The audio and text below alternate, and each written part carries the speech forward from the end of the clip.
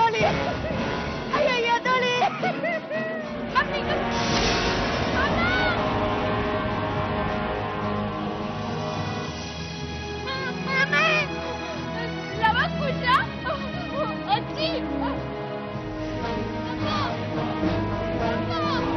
Rangalakshmi sir ಉಸಿರಾಡ್ತಿದ್ದಾರೆ. ಆಸ್ಪತ್ರೆ ಕಳಿಸೋ ವ್ಯವಸ್ಥೆ ಮಾಡಿ. ವ್ಯವಸ್ಥೆ ಆಗ್ತಿದೆ ಸರ್. ನೋಡಿ, ಅಯ್ಯಂಗಾರರು ಸಾಮಾನ್ಯವಾದ ವ್ಯಕ್ತಿ ಅಲ್ಲ. ಅವರಿಗೆ ಹೀಗಾದ್ರೆ ಇನ್ನು ನಾಳೆ ಕಾಮನ್ ಪೀಪಲ್ ಗತಿ ಏನು? ಯಾವುದೇ ಕಾರಣಕ್ಕೂ ಅಪರಾಧಿಗಳು ತಪ್ಪಿಸ್ಕೋಬಾರದು. ಕೊಲೆ ಮಾಡಿದವ್ರು ಯಾರು ಅಂತ ನಿಮ್ಗೇನಾದ್ರು ಗೊತ್ತಾ? ನೋಡಿಲ್ದೇ ಇರೋದನ್ನ ಹೇಗೆ ಹೇಳಿ ಸರ್? ನೋಡದೇ ಇರ್ಬೋದು, ಆದ್ರೆ ಅವ್ರ ಮನೆಗೆ ಯಾರ್ಯಾರು ಬರ್ತಾರೆ, ಅವ್ರಿಗೇನ್ ಸಂಬಂಧ, ಇದರಿಂದ ಯಾರಿಗಾದ್ರೂ ಏನಾದ್ರು ಲಾಭ? ಸರ್, ನನಗೊಬ್ಬರ ಮೇಲೆ ಅನುಮಾನ ಇದೆ. ಇದೆಲ್ಲ ನಮ್ಮ ತಾಯಿ ಕಡೆ ಆಸ್ತಿ ಗೊತ್ತಾ? ನಮ್ಗೆ ಸೇರ್ಬೇಕಾಗಿತ್ತು. ಬೇರೆ ಯಾರೋ ಅನುಭವಿಸ್ತಾ ಕೂತಿದ್ರು ಸುಮ್ಮನಿರಕ್ಕಾಗತ್ತ ನಾವು? ವಜ್ರಧಾರನಮ್ಮ ಜೋಪಾನ. ನಾನೇನು ಕಳ್ತನ ಮಾಡಿಲ್ಲ. ಅಪ್ಪ, ನೀ ಕಳ್ತನ ಮಾಡಿದೀಯೋ ಬಿಟ್ಟಿದೀಯೋ ಪೊಲೀಸ್ನವ್ರು ಬಂದು ಬಾಯ್ ಬಿಡಿಸ್ತಾರಲ್ಲ, ಅವಾಗ ಗೊತ್ತಾಗುತ್ತೆ. ಹೇಳೋ, ಎಲ್ಲ ಬಚ್ಚಿದ್ಯಾ? ಹೇಳೋ, ಎಲ್ಲಿ ಬಚ್ಚಿದ್ಯಾ ಕತ್ತಿರೋ ನೆಕ್ಲೆಸ್ನ? ನಂಗೆ ಗೊತ್ತಿಲ್ಲ ಸರ್, ನಾನು ಸಿಕ್ಕ ಸರ್, ನನ್ನ ಬಿಟ್ಬಿಡಿ ಸರ್. ಹೇಳೋ.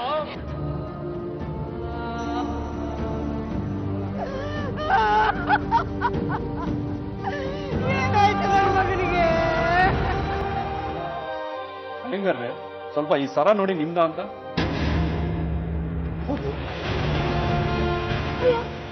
ಇದೆ, ಹೌದು ಇದೆ ಇದೆ. ಅದನ್ನ ಕೆಟ್ಟು ಎಲ್ಲಿ ಸಿಕ್ತು ನಿಮ್ಗಿದು? ಯಾಕೆ ಕದ್ದಿದ್ರು? ಈ ಸರ ಕದ್ದಿದ್ದು ನಿಮ್ ಮಗಳು ಶಾರದಮ್ಮ. ಸರ ಕದ್ದು ಗಂಡನ ಕೈ ಕೊಟ್ಟಿದ್ದಾರೆ, ಅವರು ಅದನ್ನ ಅಡ ಇಟ್ಟಿದ್ದಾರೆ. ನೆಚ್ಚಿನ ಕ್ರೈಮ್ ಫೈಲ್ ವೀಕ್ಷಕರಿಗೆಲ್ಲ ಮತ್ತೊಮ್ಮೆ ನಮಸ್ಕಾರ. ದೊಡ್ಡವರು ಅತಿ ಆಸೆ ಒಳ್ಳೆಯದಲ್ಲ, ಆಸೆನ ದುಃಖಕ್ಕೆ ಮೂಲ ಅಂದವರು ನಮ್ಮ ಗೌತಮ ಬುದ್ಧ. ನಿಜ ಕಣ್ರಿ, ಹಣದ ಆಸೆ, ಅಧಿಕಾರದ ಆಸೆ, ಸುಖದ ಆಸೆ ಇವೆ ಅಪರಾಧ ಅನ್ನೋ ಆಲದ ಹುಟ್ಟು ಕಾರಣವಾಗೋ ಪುಟ್ಟ ಬೀಜಗಳು. ಬೇಲೂರು ಶ್ರೀನಿವಾಸ ಅಯ್ಯಂಗಾರು ಆಗಾದ ಶ್ರೀಮಂತರು. ತಲತಲಾಂತರದಿಂದ ಬಂದ ಆಸ್ತಿ ಜೊತೆಗೆ ಅವರು ಕೂಡ ಲೆಕ್ಕವಿಲ್ಲದಷ್ಟು ಸಂಪತ್ತನ್ನು ಗಳಿಸಿದ್ರು. ಅವರು ಸಂಪಾದಿಸಿದ ಅಪಾರ ಸಂಪತ್ತೇ ಅವ್ರಿಗೆ ಮುಳುವಾಯ್ತು. ಅವರಷ್ಟೇ ಅಲ್ಲ, ಹೆಚ್ಚು ಕಡಿಮೆ ಅವರ ಇಡೀ ಕುಟುಂಬ ಹಂತಕರ ರಕ್ತದಾಹಕ್ಕೆ ಬಲಿಯಾಯ್ತು. ಏನ್ರಿ ಅವಾಂತರ? ಏನೋ ಟೆನ್ಷನ್ ಸಾಲ್ದು ಅಂತ ಇನ್ನೊಂದು ಹೊಸ ವರಾತ? ಏನಾಯ್ತು ಸರ್? ಅಲ್ಲಪ್ಪ, ಅಯ್ಯಂಗಾರ ಕುಟುಂಬದ ಶವಗಳ ಬೆಳೆಗಳು ನಾಪತ್ತಾಗಿದ್ದಾವಂತಲ್ಲ. ಪೊಲೀಸ್ ಸೆಕ್ಯೂರಿಟಿ ಇತ್ತು, ಆಸ್ಪತ್ರೆ ಸಿಬ್ಬಂದಿ ಇದ್ರು, ಆದ್ರೂ ಶವದ ಬೆಳೆಗಳು ನಾಪತ್ತಾಗಿದ್ದಾವೆ. ಇದಕ್ಕೇನು ಅರ್ಥ? ಅದ ಸರ್. ಏನ್ರಿ ಓ ಅದಾ ಸಾರ್ ಅಂತ ಅಷ್ಟೊಂದು ಸುಲಭವಾಗಿ ಹೇಳ್ತಾ ಇದ್ರ? ಊರು ತುಂಬಾ ಏನೇನೋ ಸುದ್ದಿ ಹಬ್ಬಿದ್ರಿ. ಮಾಟ ಮಂತ್ರ ಮಾಡಿಸೋಕೆ ಯಾರೋ ಕತ್ತರಿಸ್ಕೊಂಡು ಹೋಗಿದಾರೆ ಅಂತ ಹೇಳ್ತಾರೆ ಸರ್. ಯಾರೋ ಪತ್ರಿಕೆಯವರು ರಾಂಗ್ ಇನ್ಫಾರ್ಮೇಶನ್ ಕೊಟ್ಟಿದ್ದಾರೆ ಸರ್. ಸುಳ್ಳು ಸುದ್ದಿ ಹಬ್ಬಿದೆ ಸರ್. ಸರಿ, ಸತ್ಯ ಏನು ಸರ್? ಅದನ್ನ ಫೋರೆನ್ಸಿಕ್ ಲ್ಯಾಬ್ಗೆ ನಾವೇ ಕಟ್ ಮಾಡಿ ಕಳಿಸಿದ್ವಿ ಸರ್. ಹಾಗೇನು? ಅಲ್ಲ ರೀ, ಇದನ್ನೆಲ್ಲ ಸರಿಯಾಗಿ ಮ್ಯಾನೇಜ್ ಮಾಡಬಾರ್ದ ನೀವು? ಅಲ್ಲ, ಈ ಥರ ಸುದ್ದಿಗಳನ್ನೆಲ್ಲ ಹಬ್ಬದಕ್ಕೆ ಯಾಕೆ ಅವಕಾಶ ಮಾಡಿಕೊಡ್ತೀರಿ? ನೋಡಿಪ್ಪ, ಸರಿಯಾಗಿ ಹ್ಯಾಂಡ್ಲು ಮಾಡಿ. ಇನ್ನು ಅಪರಾಧಿಗಳು ಸಿಕ್ಕಿಲ್ಲ, ಆದರೂ ನಾವು ಬಿಡೋದಿಲ್ಲ. ಇದಕ್ಕೆಲ್ಲ ಫುಲ್ ಸ್ಟಾಪ್ ಹಾಕೇ ಹಾಕ್ತೀವಿ. ಬೆಂಗಳೂರು ಉತ್ತರ ವಿಭಾಗದ SP ರೇವಣ್ಣ ಅನ್ನೋ ದಕ್ಷ ಹಾಗೂ ಚಾಣಾಕ್ಷ ಅಧಿಕಾರಿ ಕೂಡ ಆ ಹಂತಕರ ಜಾಡು ಪತ್ತೆ ಹಚ್ಚೋದು ತುಂಬಾ ಕಷ್ಟ ಆಗಿತ್ತು. ಸೊ ಇಂಥ ಒಂದು ಕೊಲೆ ನಾವು ಇದುವರೆಗೂ ನಾನು ಸರ್ವಿಸಲ್ಲಿ ಎಲ್ಲೂ ನೋಡಿಲ್ಲವ ಸಹತ. ಆದರೆ ಆ ಕೇಸ್ ಪತ್ತೆ ಮಾಡಬೇಕಾದ ಸಂದರ್ಭದಲ್ಲಿ ರೇವಣ್ಣವರೇ ಖುದ್ದು ಸಹತ ಕೂತು ಪ್ರತಿಯೊಂದು ಹುರುಕನ್ನು ಹೇಗೆ ಹಿಡಿಬೇಕು, ಹೇಗೆ ನೋಡಬೇಕು ಅನ್ನೋದನ್ನು ಗೈಡೆನ್ಸ್ ಕೊಡ್ತಾ ಇದ್ರು. ಇವರಿಗೆ, ನಮ್ಮ ಇನ್ವೆಸ್ಟಿಗೇಷನ್ ಆಫೀಸರ್ಸ್ಗೆ ಗೈಡೆನ್ಸ್ ಕೊಡ್ತಾ ಇದ್ರು. ದಿನಗಳು ಕಳೀತಿದ್ದ ಹಾಗೆ ಪೊಲೀಸ್ ಇಲಾಖೆಗೆ ಅವಮಾನ ಹೆಚ್ಚಾಗ್ತಾ ಇತ್ತು. ಇಷ್ಟೊಂದು ದೊಡ್ಡ ಅಪರಾಧ ನಡೆದಿದೆ, ಹಂತಕರು ಯಾರು ಅಂತ ಇನ್ನೂ ಪತ್ತೆ ಹಚ್ಚಿಲ್ಲ ಅನ್ನೋ ಒತ್ತಡ ದಿನೇ ದಿನೇ ಹೆಚ್ಚಾಗ್ತಾ ಇತ್ತು. ಅಯ್ಯಂಗಾರು ಬಂಗ್ಲೆ ಹಿಂಭಾಗ ತಾನೇ ನಿಮ್ಮ ಮನೆಗಳಿರೋದು? ಹೌದು ಸರ್, ನಾವು ವಾಸವಾಗಿರೋ ಮನೆಗಳು ಅವ್ರ ಬಂಗ್ಲೆಯಿಂದ 100 ಮೀಟರ್ ದೂರದಲ್ಲಿದೆ. ಈ ಕೊಲೆಗಳ ಬಗ್ಗೆ ನಿಮ್ಗೇನಾದ್ರೂ ವಿಷಯ ಗೊತ್ತಿದೆಯಾ? ಸರ್, ಅವ್ರ ಬಂಗ್ಲೆ ಕಡೆಗೆ ನಾವು ಹೋಗ್ತಾ ಇರ್ಲಿಲ್ಲ ಸರ್. ಅವತ್ತು ಬೆಳಿಗ್ಗೆ ಆ ಹುಡುಗಿ ಅಳ್ತಾ ಓಡ್ ಬಂದು ನಮ್ಗೆ ಸುದ್ದಿ ಹೇಳಿದಾಗಲೇ ನಾವು ಆ ಬಂಗ್ಲೆ ಹೋಗಿದ್ದೆ ಸರ್. ಅವ್ರ ಮನೆಗೆ ಯಾರಾದರೂ ಸಂಶಯಾಸ್ಪದವಾಗಿ ಬಂದು ಹೋಗ್ತಾ ಇದ್ದಿದ್ದು ನಿಮ್ಮ ಗಮನಕ್ಕೆ ಬಂದಿದೆಯಾ? ಅವ್ರು ಲಾಯರ್ ಅಲ್ವಾ ಸರ್? ಯಾರ್ಯಾರೋ ಅವ್ರ ಮನೆಗೆ ಬಂದು ಹೋಗ್ತಾ ಇದ್ರು, ಅವ್ರ ಮನೆ ಮುಂದೆ ಕಾತ್ಕೊಂಡಿರ್ತಾ ಇದ್ರು. ಆದರೆ ಅವರೆಲ್ಲ ಯಾರು ಅಂತ ನಮ್ಗೇನು ಗೊತ್ತಿಲ್ಲ ಸರ್. ಹೌದು ಸರ್. ಸರಿ, ಈ ಕೊಲೆಗಳ ಬಗ್ಗೆ ಏನಾದರೂ ವಿಷಯ ಗೊತ್ತಾದರೆ ತಕ್ಷಣ ನಮ್ಗೆ ತಿಳಿಸಿ. ಗಾಳಿ ಸುದ್ದಿ ಆದರೂ ಪರವಾಗಿಲ್ಲ, ವಿಷಯ ತಿಳಿಸಿ. ಆಗಲಿ ಸರ್. ಸರಿ ಸರ್, ನೀವೇನು ಹೋಗ್ಬೋದು. ಸರಿ ಸರ್. ಸರಿ ಸರ್, ಬರ್ತೀವಿ ಸರ್.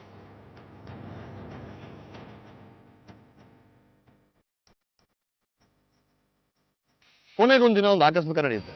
ಶೇಷಾದ್ರಿಪುರಂ ಸ್ಟೇಷನ್ನ ವೇದಗಿರಿ ಅನ್ನೋ ಒಬ್ಬರು ಕಾನ್ಸ್ಟೇಬಲ್ ಇಂಥ ಒಂದು ದೊಡ್ಡ ಪ್ರಕರಣಕ್ಕೆ ಒಂದು ತಿರುವನ್ನು ಕೊಡ್ತಾರೆ. ಅವರಿಗೆ ಸಿಕ್ಕಿದ್ದು ಒಬ್ಬ ಮಾಮೂಲಿ ಮನೆಗಳ.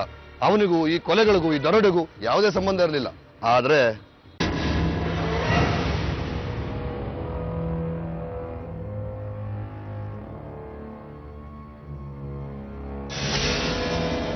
ಏಯ್ ಯಾರದು ನಿಂತ್ಕೋ.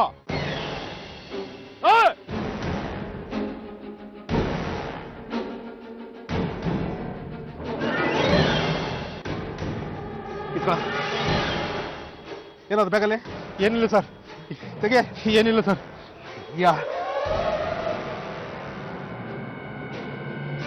ಏನೋ ಇದು? ಯಾಕಿದು? ಓ, ಮನೆ ಕಳ್ತನ ಮಾಡಕ್ ಬಂದಿದ್ಯೇನೋ? ಇಲ್ವಾ? ನಡಿ ಸ್ಟೇಷನ್ಗೆ. ಹೇಳ್ತಿಲ್ಲ ಬಾಸ್ ನನ್ನ ನಡಿ. ಕಳ್ತನ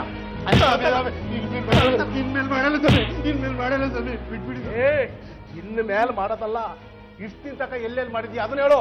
ನಿಜ ಹೇಳ್ತೀನಿ ಸ್ವಾಮಿ, 1 ತಿಂಗಳಾಯ್ತು 3 ಕಾಸು ಸಂಪಾದನೆ ಇದೆ. ಜೀವನ ನಡೆಸು ಭಾರಿ ಕಷ್ಟ ಇದೆ ಸ್ವಾಮಿ. ನಿನ್ ಯೋಗ್ಯತೆ ಬೆಂಕಿ ಹಾಕ. ಕಳ್ತನ ಮಾಡಿ ಜೀವನ ಮಾಡ್ಬೇಕಾ? ಕೊನೆ ಸಲ ಯಾವ ಮನೇಲಿ ಕಳ್ತನ ಮಾಡಿದೆ ಅದನ್ನ ಹೇಳು. ಹೇಳ್ತೀನಿ ಸ್ವಾಮಿ, ಹೇಳ್ತೀನಿ ಸ್ವಾಮಿ. 15 ದಿನ ಹಿಂದೆ ಒಂದ್ ಮನೆ ಕಳ್ತನ ಮಾಡಕ್ ಹೋಗಿದ್ದೆ.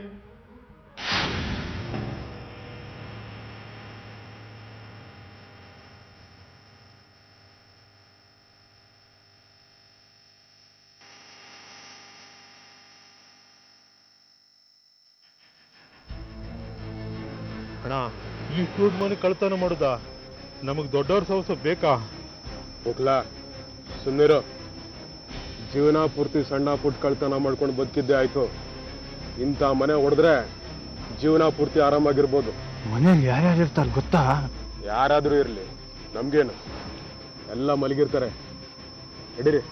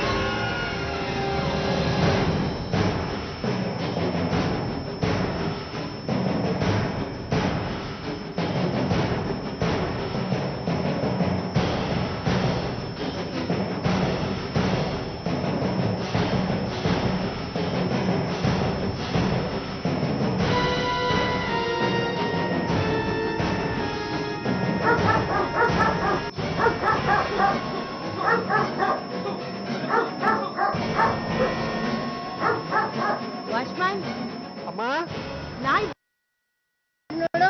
ಆಯ್ತಮ್ಮ, ನೋಡ್ತೀನಿ. ಯಾರು?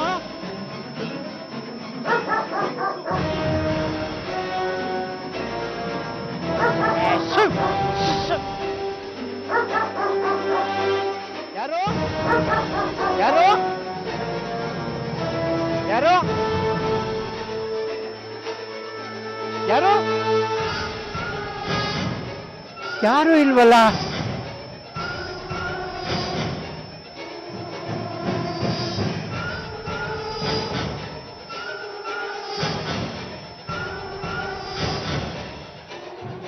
ಅಮ್ಮ, ಯಾರು ಇಲ್ಲ, ಮಲ್ಕೊಳ್ಳಿ.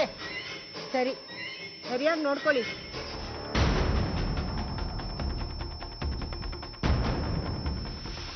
ವಾಚ್ಮ್ಯಾನ್, ಏನಮ್ಮ?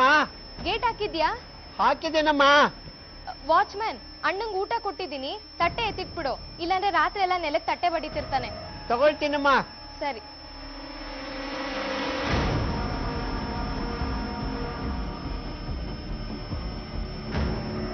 ಏನ್ ಮಾಡುದು ಇವಾಗ? ಇವತ್ತು ಬೇಡ, ನಾಳೆ ಬರೋಣ. ನಾನ್ ನಿಮ್ ಜೊತೆ ಬರಲ್ಲಪ್ಪ. ನಂಗೆ ಚಿಕ್ಕ ಪುಟ್ಟ ಮನೇನ ಸಾಕು, ನಾನು ಹೊಡ್ತೀನಪ್ಪ. ನಾ ಮರ್ದ. ಏಯ್, ನಾವಿನ್ನೊಂದಿನ ಬರೋಣ ನಡಿ. ಕಳ್ತನ ಮಾಡಕ್ ಹೋಗಿ ನಿಜ ಸ್ವಾಮಿ, ಆದ್ರೆ ಕಳ್ತನ ಮಾಡ್ಲಿಲ್ಲ, ವಾಪಸ್ ಬಂದ್ಬಿಟ್ಟಿವಿ. ಅದು ಮತ್ತೆ ಅವ್ರ ಜೊತೆ ಹೋಗ್ಲಿಲ್ಲ ಸ್ವಾಮಿ. ಏನ್ ನಿನ್ನ ಹೆಸರು? ಚೆನ್ನ ಸ್ವಾಮಿ, ನನ್ ಬಿಟ್ಬಿಡಿ ಸ್ವಾಮಿ. ಸಾಹೇಬರು ಬರ್ತಾರೆ ಬಿಡ್ತಾರೆ, ಈಗ ಹೋಗಿ ಬಿತ್ಕೋ. ಕಾಮಕ್ಕಿ ಮಕ್ಕಂದೆ ಬೋಟಿ ಬೋಟಿ ತೆಗೆದು ಬಿಡ್ತೀನಿ.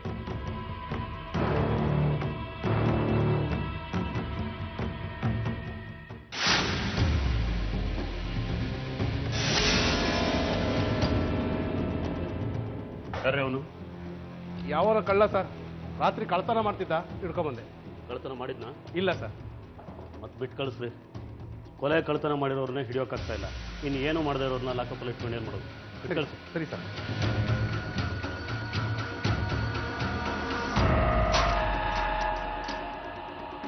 ಬಾ ಬಾ, ನಾನು ಮಗನೇ, ನಿನ್ನ ಅದೃಷ್ಟ ಚೆನ್ನಾಗಿದೆ.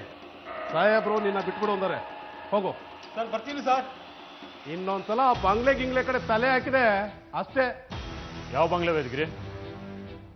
ಅದೇ ಸರ್, ಲಾಯರ್ ಶ್ರೀನಿವಾಸ ಅಯ್ಯಂಗಾರ್ ಬಂಗ್ಲೆ.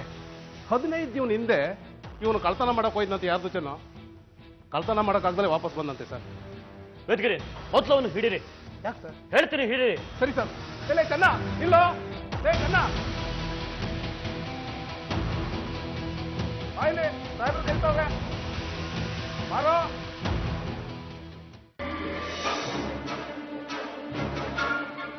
ಎಂಥ ಕೆಲಸ ಮಾಡ್ತಿದ್ವಿ ವೇದಗಿರಿ. ಇವನನ್ನೇನಾದ್ರೂ ಬಿಟ್ಟಿದ್ರೆ ಕೊಲೆಗಾರ ಸಿಗ್ತಾನೆ ಇರಲಿಲ್ಲ. ಸರ್, ಏನು ನಿನ್ನ ಹೆಸರು? ಚೆನ್ನ ಸ್ವಾಮಿ. ಶ್ರೀನಿವಾಸ ಅಯ್ಯಂಗಾರು ಬಂಗ್ಲೆಲಿ ಕಳ್ತನ ಮಾಡಿದ್ರಲ್ಲ, ಎಷ್ಟು ಕೆಜಿ ಚಿನ್ನ ಸಿಕ್ತು? ಏನ್ ಸ್ವಾಮಿ, ಏನ್ ಹೀಗೆ ಹೇಳ್ತೀರಾ? ಕಳ್ತನ ಮಾಡಕ್ ಹೋಗಿದ್ ನಿಜ, ಹಾಗೆ ವಾಪಸ್ ಬಂದೀವಿ ಅಂತ ಹೇಳಿದೀವಲ್ಲ ಸ್ವಾಮಿ. ಆವತ್ತು ವಾಪಸ್ ಬಂದ್ರಿ. ಈಗ 4 ದಿನದ ಹಿಂದೆ ಆ ಬಂಗ್ಲೆಗೆ ನುಗ್ಗಿ ಮನೆಯವ್ರನ್ನೆಲ್ಲ ಕೊಲೆ ಮಾಡಿ ಚಿನ್ನ ಲೂಟಿ ಮಾಡಿದ್ರಲ್ಲ, ಸತ್ಯ ಹೇಳ್ತೀಯೋ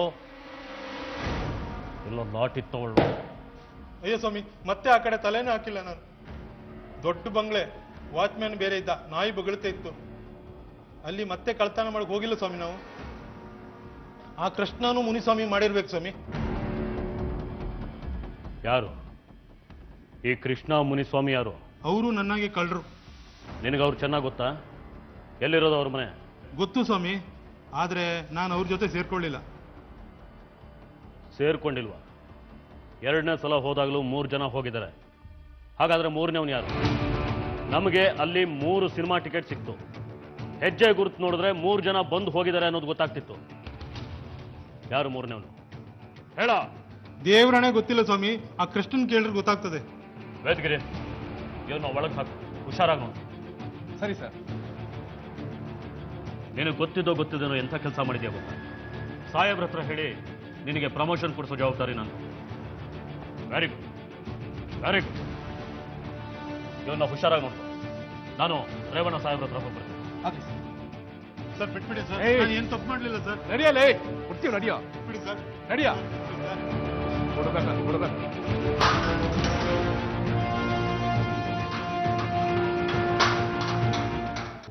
ಅಲ್ಲಿಂದ ಶುರುವಾಗುತ್ತೆ ಈ ಹಂತಕರ ಬೇಟೆ.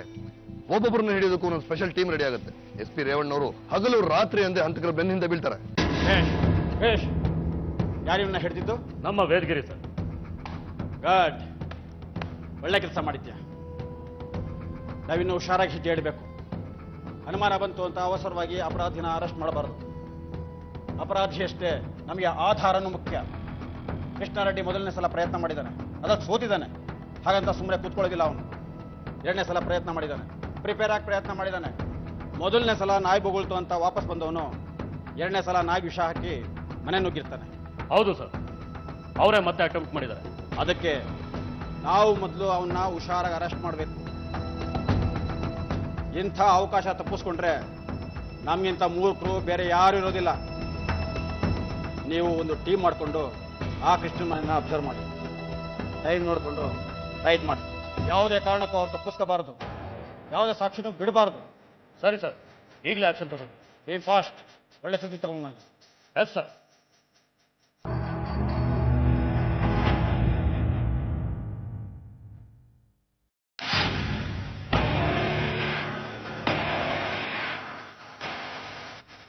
ಯಾವುದು ಮನೆ? ಸರ್ ಇದೇ ಮನೆ ಸರ್. ಎದ್ಗೆ? ವಿಷಯ ಗೊತ್ತಲ್ಲ? ಗೊತ್ತು ಸರ್. ಹುಷಾರು. Yes sir.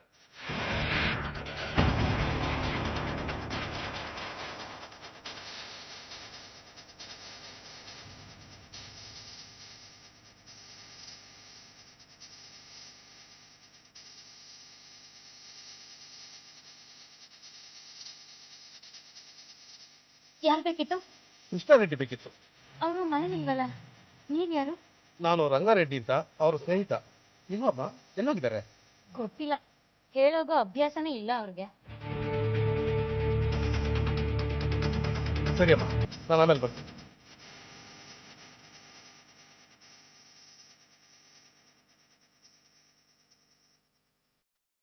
ಸರ್ ಅವನಿಲ್ಲ ಸರ್. ಬರ್ತಾನೆ, ಕಾಯಣ. ಸರ್ ನಾವು ಇಲ್ಲೇ ಕಾಯ್ತಾ ಇದ್ದು ಅವ್ನು ಬೇರೆ ಕಡೆ ತಪ್ಪಿಸ್ಕೊಂಡ್ರೆ ಹೇಗೆ ಸರ್? ನಮಗೆ ಅನುಮಾನ ಬಂದಿದೆ ಅಂತ ಅವ್ನಿಗೆ ಗೊತ್ತಿಲ್ವಲ್ಲ, ಮನೆಗೆ ಬಂದೇ ಬರ್ತಾನೆ. ಇಲ್ಲೇ ಕಾಯಣ. ನೀವು ಈ ನಂಜಪ್ಪನ ಕರ್ಕೊಂಡು ಆ ಕಡೆ ಹೋಗಿ. ಸರಿ ಸರ್. ನಾನಿಲ್ಲ ವೇಟ್ ಮಾಡ್ತೀನಿ. ಏಯ್ ನೀನು ನಡೆಯೋದಿಲ್ಲ. ಸರಿ ಸರ್. ಅವ್ನು ಬಂದ ತಕ್ಷಣ ತೋರಿಸ್ಬೇಕು. ಸರಿ ಸರ್.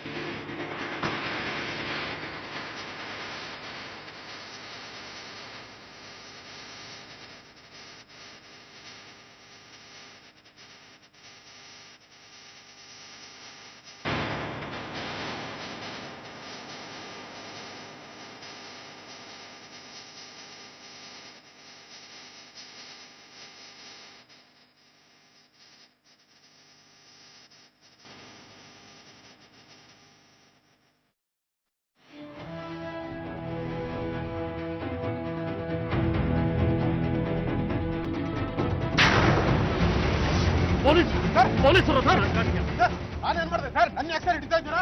ಬಿಡಿ ಸರ್. ಏನ್ ಮಾಡಿದೆ ಅಂತ ನಾನೇ ಹೇಳ್ಬೇಕಾ ನಿಮಗೆ? ರಾಜ್ಗಿರಿ ಚೆಕ್ ಮಾಡ್ರಿ ಅವನ್ನ.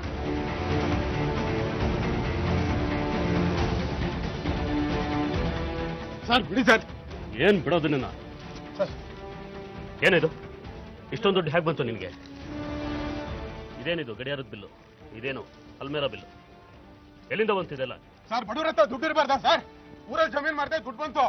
ಸುಳ್ಳು ಸುಳ್ಳು ಸುಳ್ಳು ಬೊಗಳ್ತೀಯ? ಸುಳ್ಳು ನೋಡಮ್ಮ, ನಿಜ ಹೇಳು, ಇಷ್ಟೊಂದು ದುಡ್ಡು ಹೇಗೆ ಬಂತು ಇವ್ರಿಗೆ? ಸುಳ್ಳು ಹೇಳಿದ್ರೆ ನಿನ್ನನ್ನು ಜೈಲಿಗೆ ಹಾಕ್ಬೇಕಾಗತ್ತೆ. ಹೇಳ್ತೀನಿ ಸರ್, ಹೇಳ್ತೀನಿ. ಬೇಡ ಅಂದ್ರು ಕೇಳ್ದಲೆ ಯಾರನ್ನೋ ಕೊಲೆ ಮಾಡಿ ಚೀಲ ತುಂಬಾ ಬಂಗಾರ ತಂದಿದ್ದಾರೆ ಸರ್. ಎಲ್ಲಿದೆ ಅಂತ ಗೊತ್ತಾ ನಿಮ್ಗೆ? ಗೊತ್ತಾ ಸರ್?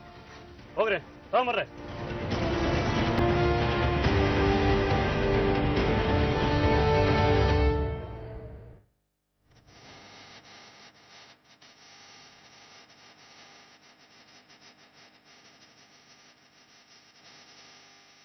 ಏನು ಜಮೀನು ಮಾರಿದ್ರೆ ಒಡವೆಗಳು ಸಿಗುತ್ತಾ?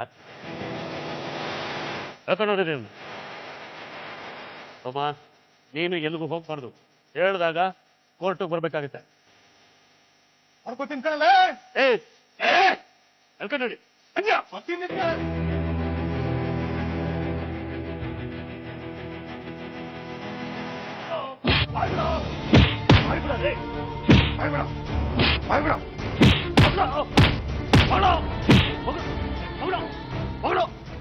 ಬಾಯ್ ಬಿಟ್ನಾ?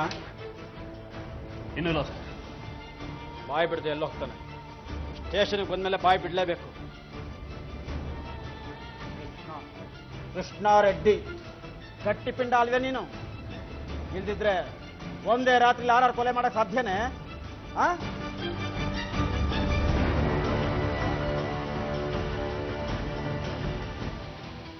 ಆದ್ರೆ ಏನ್ ಮಾಡೋದು? ಕೊಲೆ ಮಾಡಿದವನು ಒಪ್ಕೊಂಡು ನಿನ್ ಜೊತೆ ಯಾರಿದ್ರು, ಈಗ ಅವರೆಲ್ಲ ಎಲ್ಲಿದ್ದಾರೆ ಅಂತ ಹೇಳಿದ್ರೆ ನಿನಗೂ ಬದುಕೋ ಅವಕಾಶ ಇರ್ತಿತ್ತು. ಸತ್ಯ ಹೇಳಿದ್ರೆ ನಿನ್ನ ಇಟ್ಕೊಂಡು ನಾವೇನ್ ಮಾಡೋಣ? ವೇದಗಿರಿ ಎಲ್ಲ ಬಾಗ್ಲಾಕಪ್ಪ. ಗುಂಡಾಸ ಶಬ್ದ ಹೊರಗಡೆ ಕೇಳಿಸ್ಬಾರ್ದು. ಒಂದು ಡೆಡ್ ಬಾಡಿ ನಮ್ಮ ಮನೆಗೆ ಕೊಡ್ಬೇಡಿ. ಯಾರಾದ್ರೂ ಕೇಳಿದ್ರೆ ಸ್ಟೇಷನಿಂದ ತಪ್ಪಿಸ್ಕೊಂಡು ಹೋದ ಅಂತ ಹೇಳ್ಬಿಡಿ. ಹೋಗಿ. Yes sir. Sir sir sir sir sir sir ಬೇಡ ಸರ್, ಬೇಡ ಸರ್, ನನ್ ಕೊಲ್ಬೇಡಿ ಸರ್, ನಾನು ಸಾಯಿಸ್ಬೇಡಿ ಸರ್. ನಾನೆಲ್ಲ ನಿಜ ಹೇಳ್ತೀನಿ ಸರ್, ನಾನು ಎಲ್ಲ ಹೇಳ್ತೀನಿ ಸರ್. ಹೇಳು. ಹೇಳೋ.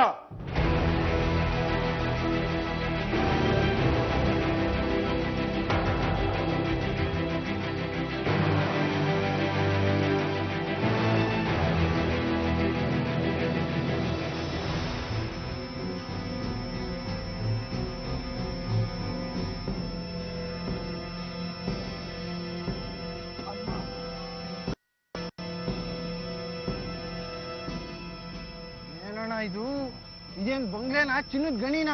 ಇನ್ನೂ 4 ಜನ ಹೋಗಿದ್ರೆ ಎಲ್ಲ ಚಿನ್ನನು ನಾವೇ ತಗೊಂಡ್ ಬರ್ಬೋದಿತ್ತು. ಸಾಕು ಸಾಕು, ಜಾಸ್ತಿ ಜನ ಹೋದ್ರೆ ವಿಷಯ ಮುಚ್ಚಿಡೋದು ಕಷ್ಟ. ಅದಕ್ಕೆ ನಾವು 3 ಜನ ಸಾಕು ಅಂತಿದ್ದು. ಏಯ್, ನೀನ್ ಸ್ವಲ್ಪ ಹುಷಾರಾಗಿರು, ಎಲ್ಲೂ ಬಾಯ್ ಬಿಡಕ್ ಹೋಗ್ಬೇಡ.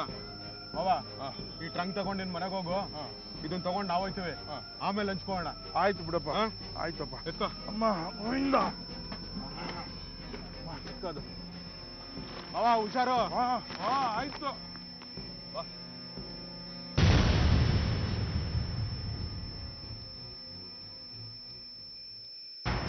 ಯಾಕಿಷ್ಟು ತಡ ಆಯ್ತು? ಅಲ್ಲ, ಅಯ್ಯೋ, ಯಾಕೆ ಇಷ್ಟೊಂದು ರಕ್ತ? ಏಯ್, ಜಾಸ್ತಿ ಮಾತಾಡಬೇಡ, ಹೋಗಿ ಬಿಸಿನೀರು ಕಾಯಿಸು, ಸ್ನಾನ ಮಾಡ್ಬೇಕು. ಅಲ್ಲ, ಏನಕ್ಕೆ ಇಷ್ಟೊಂದು ರಕ್ತ? ಯಾರು ಕೊಲೆ ಮಾಡಿದ್ರ? 7 ಜನ ಕೊಂದಿದ್ದೀನಿ.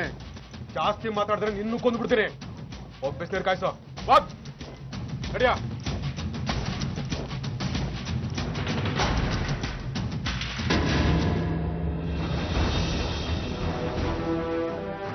ಅಂದ್ರೆ ಮುನಿಸ್ವಾಮಿ ನಿನ್ ತಮ್ಮ ಅನ್ನು? ಹೌದು ಸ್ವಾಮಿ, ಮುನಿಸ್ವಾಮಿ ನನ್ನ ತಮ್ಮ, ಗೋವಿಂದ ರೆಡ್ಡಿ ನನ್ನ ಮಾವ. ಓಹೋ, ಫ್ಯಾಮಿಲಿ ಪ್ಲಾನಿಂಗ್. ಮುನಿಸ್ವಾಮಿ ಎಲ್ಲಿದ್ದಾನೀಗ? ಹೇಳ ಹೇಳ.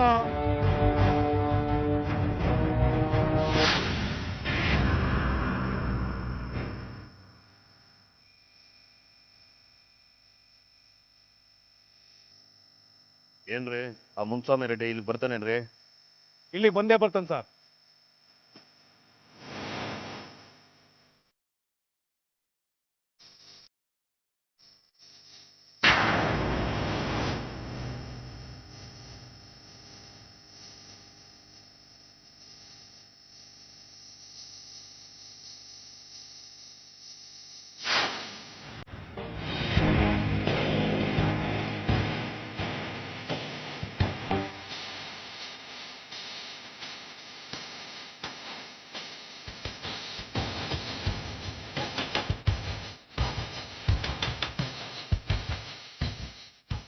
ಅಲ್ಲ ನಿಮ್ ಗಂಡ ಗೋವಿಂದ ರೆಡ್ಡಿ?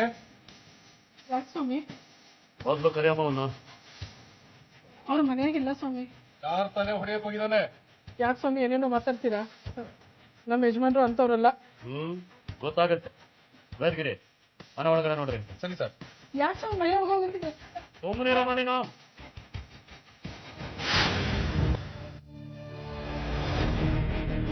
ಸರ್, ಏನಮ್ಮ ಇದು? ರಕ್ತ ಆಗಿರೋ ಬಟ್ಟೆ ಇಲ್ಲಿ ಹ್ಯಾಕ್ ಬಂತು? ಎಲ್ಲ ಗೊತ್ತಿದೆ ನಿನಗೆ. ನಿನ್ನ ಗಂಡನ ಉಳ್ಸೋಕ್ ಹೋದ್ರೆ ನೀನು ಜೈಲಿಗೆ ಹೋಗ್ತೀಯ. ಒಂದಲ್ಲ ಎರಡಲ್ಲ 6 ಜೀವ ತೆಗೆದಿದ್ದಾರೆ ರಾಕ್ಷಸರು. ಬಿಡಲ್ಲ ಅವ್ರು. ನೀವಿಬ್ರು ಇಲ್ಲ ಕಾಯ್ತಾರಿ. ನೀವು ಕಾಯ್ತಿರೋದು ಯಾರಿಗೂ ಗೊತ್ತಾಗ್ಬಾರ್ದು.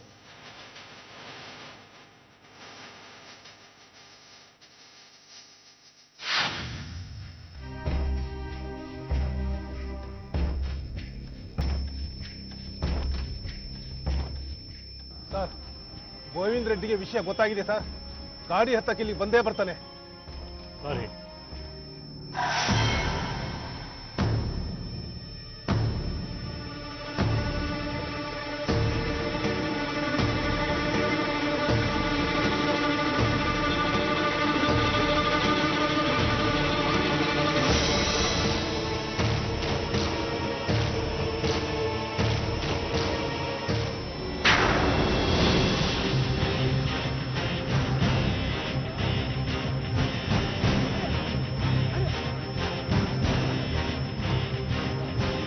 ಕೊನೆಗೂ ಸಿಕ್ಕಿ ಬೀಳ್ತಾರೆ 3 ಜನ ನಿರ್ದಯಿ ಹಂತಕರು.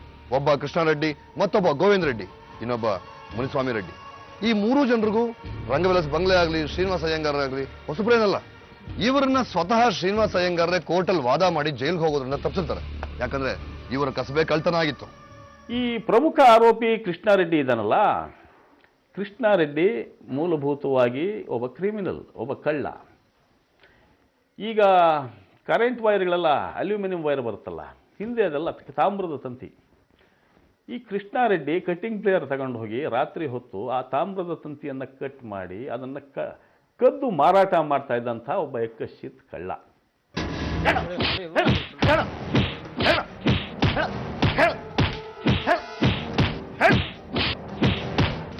ಬಿಡ್ರಿ, ಹೊಡಿಬೇಡಿ ಸರ್ ಹೇಳು, ಎಲ್ಲ ವಿವರವಾಗಿ ಹೇಳಬೇಕು. ಅವತ್ತು ರಾತ್ರಿ ಬೇಲೂರು ಶ್ರೀನಿವಾಸ ಅಯ್ಯಂಗಾರ್ ಮನೆ ನುಗ್ಗಿ ಏನೇನು ದರೋಡೆ ಮಾಡಿದ್ರಿ, ಏನ್ ಮಾಡಿದ್ರಿ, ಎಲ್ಲ ವಿವರವಾಗಿ ಹೇಳಬೇಕು. ಹಾ, ಅವತ್ತು ನಾವು 3 ಜನ ಎಷ್ಟು ಗಂಟೆಗೆ ಹೋಗೋಣ ಅಯ್ಯಂಗಾರ್ ಮನೆಗೆ? ಈಗಿನ್ನೂ 9 ಗಂಟೆ, ಅವ್ರು ಯಾರು ಮಲಗಿರಲ್ಲ. ರಾತ್ರಿ 1 ಗಂಟೆಗೆ ಹೋಗೋಣ. ಅಲ್ಲಿ ತನಕ ಏನ್ ಮಾಡೋದು? ಪಕ್ಕದಲ್ಲಿ ಹಿಮಾಲಯ ಥಿಯೇಟರ್ ಐತಲ್ಲ, ಹೋಗಿ ಪಿಕ್ಚರ್ ನೋಡೋಣ. ಪಿಕ್ಚರ್ ಬಿಡೋಷ್ಟೊಳಗೆ 1 ಗಂಟೆ ಆಯ್ತದೆ, ಆಮೇಲೆ ಹೋಗೋಣ.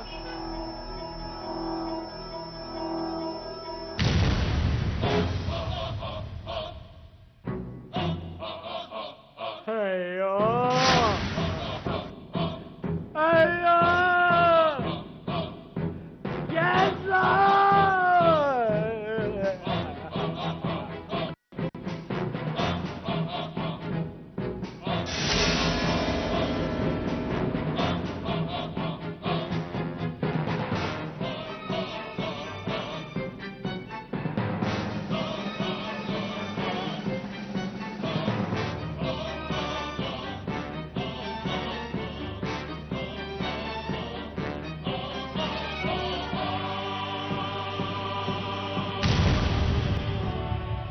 ವಾಚ್ಮ್ಯಾನ್, ಏನಮ್ಮ?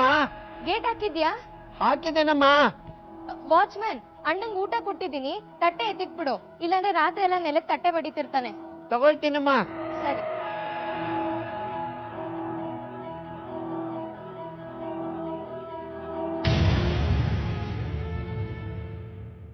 ರಂಗಲಕ್ಷ್ಮಿ, ಬಂದೆ. ಏನಪ್ಪ? ಮಾತ್ರೆ ಕೊಡುವ. ಕೊಟ್ಟೆ.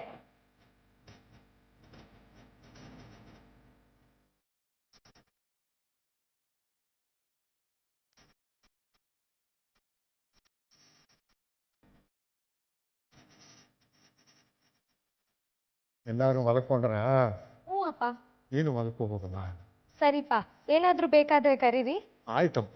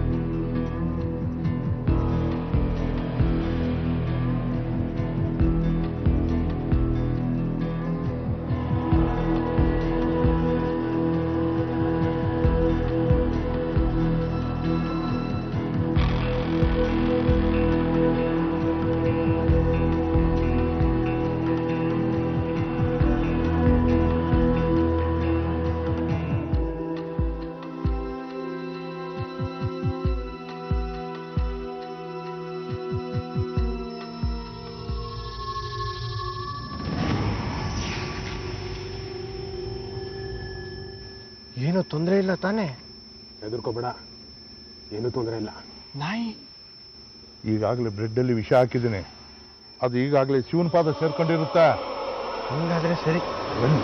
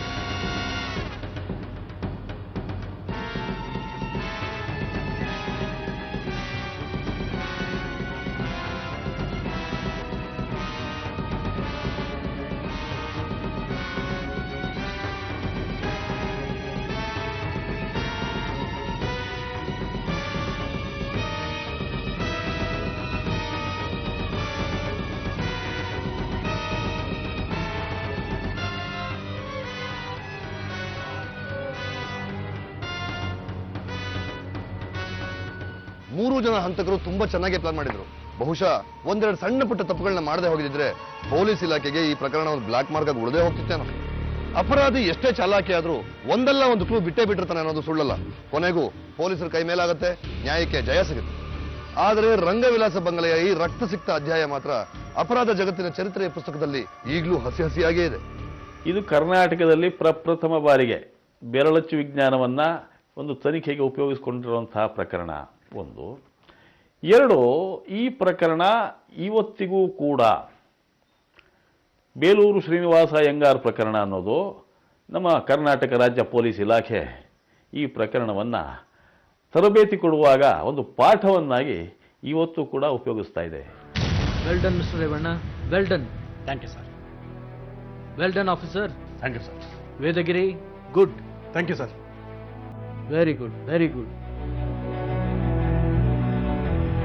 ಈ ಪ್ರಕರಣ ನಡೆದು ಕೇವಲ 6 ತಿಂಗಳಲ್ಲಿ, ಅಂದರೆ ನವೆಂಬರ್ 7, 1956, ಅದೇ ವರ್ಷ ಈ ಪ್ರಕರಣದ ತೀರ್ಪು ಹೊರಬೀಳುತ್ತೆ. 3 ಜನ ಆರೋಪಿಗಳಿಗೆ ಮರಣದಂಡನೆ ಶಿಕ್ಷೆಯನ್ನು ಕೋರ್ಟ್ ವಿಧಿಸುತ್ತೆ. ಹೈಕೋರ್ಟ್ ಕೂಡ ಇದೇ ತೀರ್ಪನ್ನು ಎತ್ತಿ ಹಿಡಿಯುತ್ತದೆ.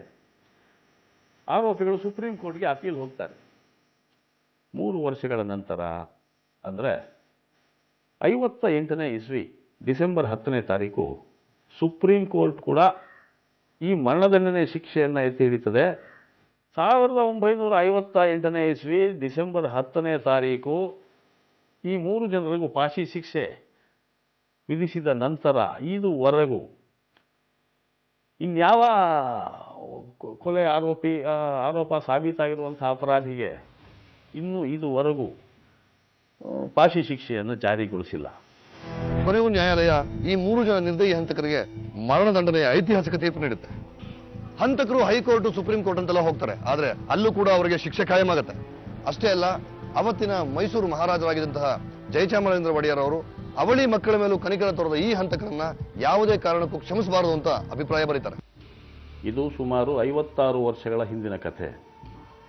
ಜೂನ್ 6, 1956ನೇ ಇಸ್ವಿ. ಅವರು ಬೇಲೂರು ಶ್ರೀನಿವಾಸ ಅಯ್ಯಂಗಾರ್ ಅನ್ನೋರು ತುಂಬ ದೊಡ್ಡ ವಕೀಲರಾಗಿದ್ದರು ಅವಾಗ. ಅವರು ಗಾಂಧಿನಗರದಲ್ಲಿ ಈಗಿರೋ ಸಿಂಡಿಕೇಟ್ ಬ್ಯಾಂಕ್ ಪ್ರಧಾನ ಕಚೇರಿ ಇದೆಯಲ್ಲ, ಅದು ಮೋತಿ ಮಹಲ್. ಹೀಗೆ 2 ಎಕರೆ ಪ್ರದೇಶದ ವಿಶಾಲವಾದ ಕಾಂಪೌಂಡು. ಈ ಆನಂದರಾವ್ ಸರ್ಕಲ್ನಿಂದ ಮೆಜೆಸ್ಟಿಕ್ವರೆಗೂ ಏನು ಜನಸಂದಣಿ, ಅಂಗಡಿಗಳು, ಬಿಲ್ಡಿಂಗ್ಗಳು ಏನೇನು ಬಂದಿದೆ, ಇವು ಯಾವುದೂ ಇರಲಿಲ್ಲ ಅಲ್ಲಿ, ಎಕ್ಸೆಪ್ಟ್ ಮೂವ್ಲೆಂಟ್ ಟಾಕೀಸ್ ಒಂದು ಬಿಟ್ರೆ.